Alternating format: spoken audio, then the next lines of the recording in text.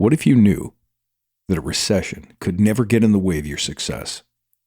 How would it feel to know that technology could never replace you? What if you were the wise, certain, trusted, badass leader you always wished you could be?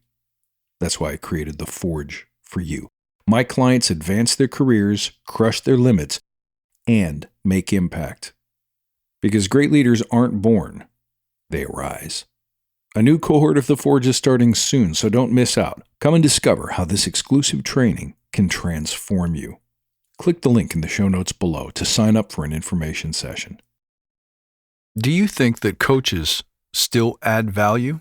I do. But in order to be effective, there's certain qualities that they have to have, and there's certain mindsets and actions that we expect to see in them. Otherwise, they offer very little value. That's this week on the Badass Agile podcast.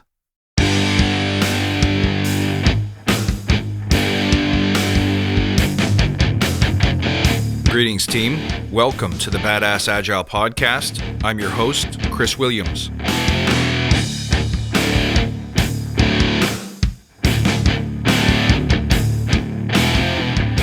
Hello again, my friend. Pull up a chair. Thank you so much for tuning in this week and every week. Let's talk about the best kind of coaches. There's a lot of debate about whether or not an agile coach is still a valuable thing. What does a coach do? And more importantly, what does an effective, good coach do? Well, the answers can be highly variable, but I have a very specific take on what I think you should look for and what you should aim for if you yourself are a coach or becoming one. But first, let's take a moment to remember why we're here. To create an elite tribe of leaders who truly serve their clients and communities by doing what matters and what works, relentlessly chasing value and excellence like a badass. There's so many resources out there about what you need to do to be agile, but we're focused on who you need to become in order to lead teams. So let's hammer down those fundamentals to create a truly unique and powerful force in this industry. And remember, if this helps you, tell your friends. Ready to dig in? All right. A lot of people say, is a coach really different than a scrum master because aren't they really supposed to both be helping the team or teams? Aren't they supposed to both know the process with a certain level of excellence? Shouldn't they be familiar with the roles and the artifacts and the ceremonies and so on? And yes, and yes. I think the difference may simply be a function of breadth of experience, length of experience, and most importantly, the intuition to know which practices will help which kind of team with which kind of characters making up their membership.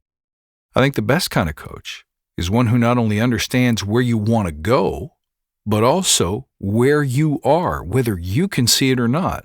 And based on that delta, what strategies are likely to work.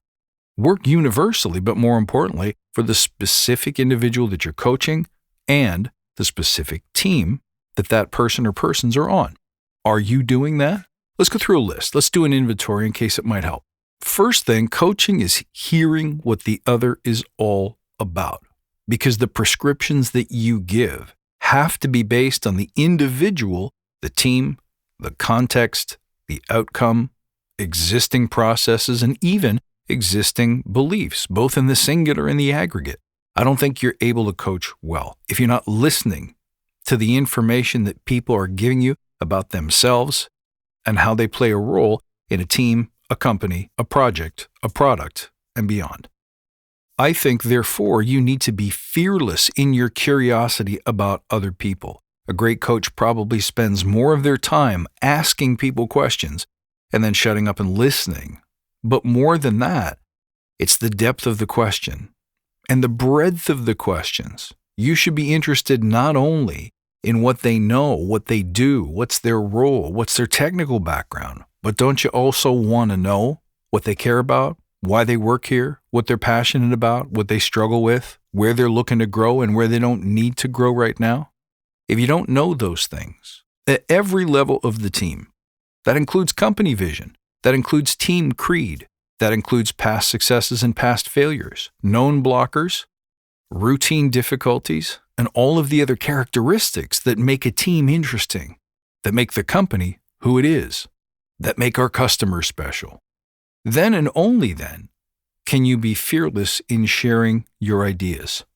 I think a great coach has to be widely experienced and, more importantly, understands how to connect the threads between those experiences. It's one thing to say I work at a bank of so-and-so, and then I worked at such and such a telco, and to talk about the differences in those environments, but what are the things that are always true? Until you have some kind of practice of writing down what you've learned and seen and experienced to try to find where are the dots connected? What does every team struggle with? Versus what was unique in the telco space.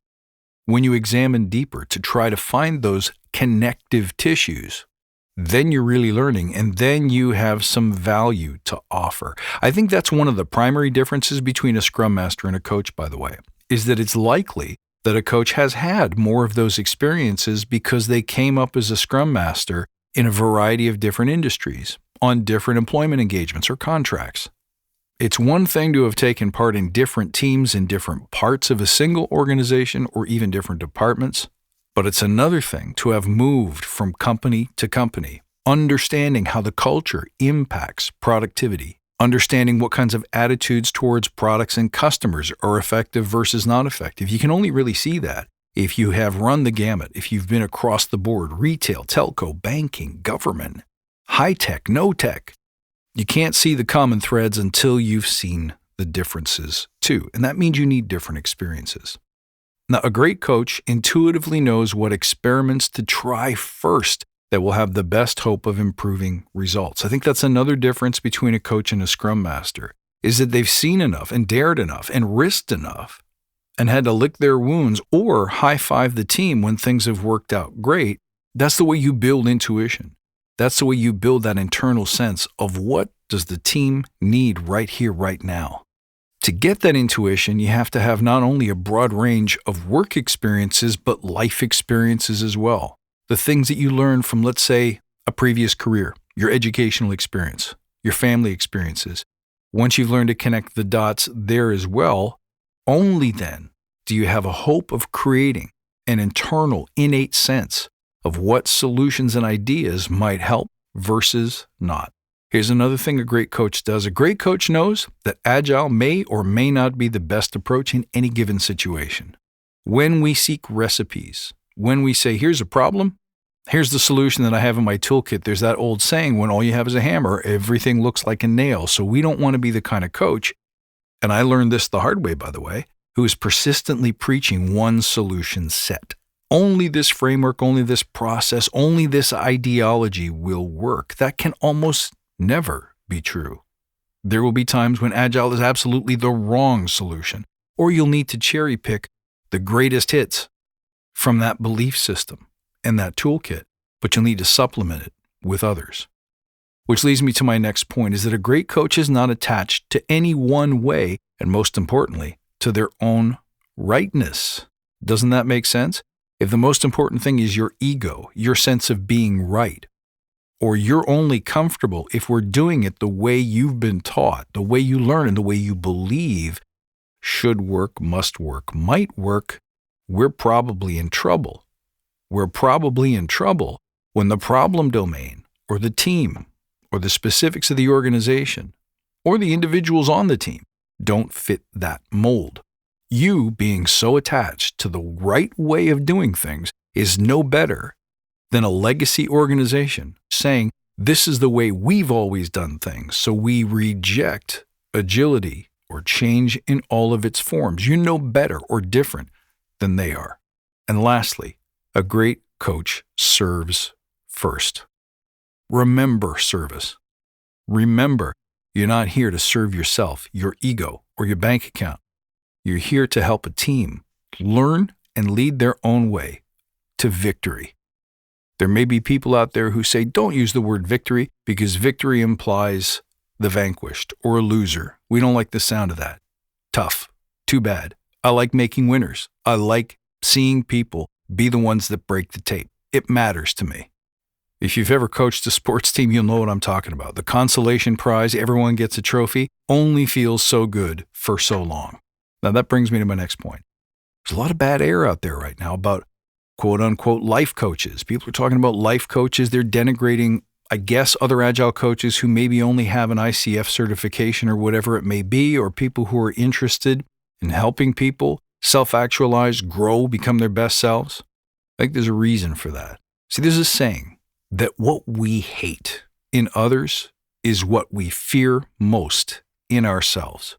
So I've seen a great many coaches that are either inexperienced or were raised up in a certain paradigm, and all of their knowledge and skill is neatly tied to those frameworks that they were raised up in, those ways of thinking. But I have a belief that you can't effectively coach people if you don't know how to identify their goals and desires, their outcomes, if you don't know how to support people through the tough changes required to get those goals and outcomes.